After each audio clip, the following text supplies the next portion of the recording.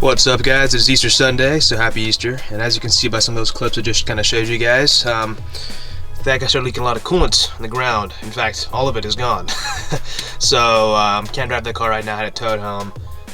It is still leaking a little bit. I put a cloth on the ground over there, as you can kind of see, just so it wouldn't go everywhere. But I think that's kind of come and gone. It did rain last night, so I'm kind of sorry for wherever that coolant went.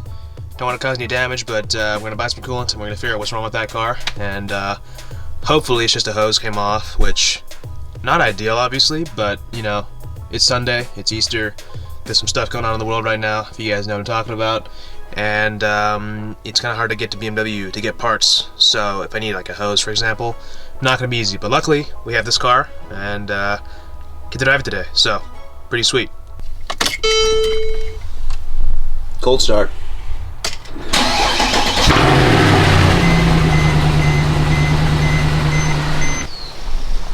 Got plenty of coolant, which has gone everywhere, but luckily it's still in the bottles. Just using this 0X G48, it's made for BMWs and stuff. Heard some good stuff about it from my friends who have had these cars in the past.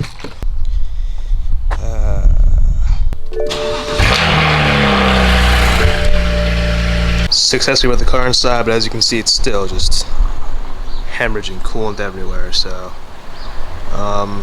yeah, let's get started, shall we? I mean, you hate to see it, you really do.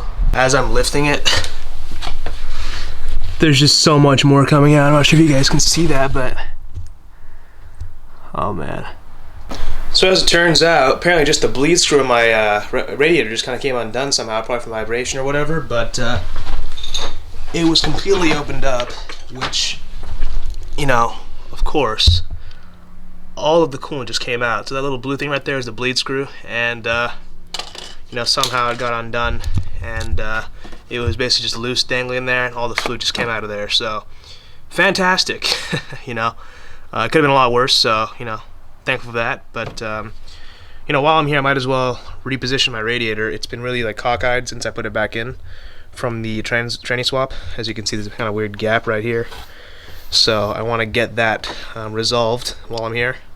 It has no fluid in it, so I can take it out if I need to, and we'll make this a worthwhile repair. Been a few hours on the day has gone by, but on the bright side, I got to clean out my driveway. Power wash the entire thing. Looks pretty good if I do say so myself.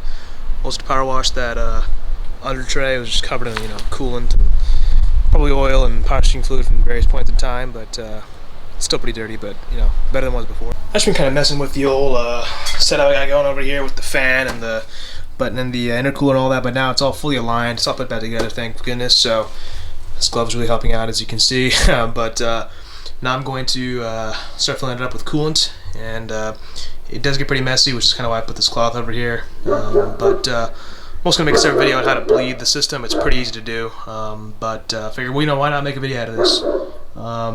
It'll be a separate video, so if you guys need to know how to do that, it's pretty straightforward.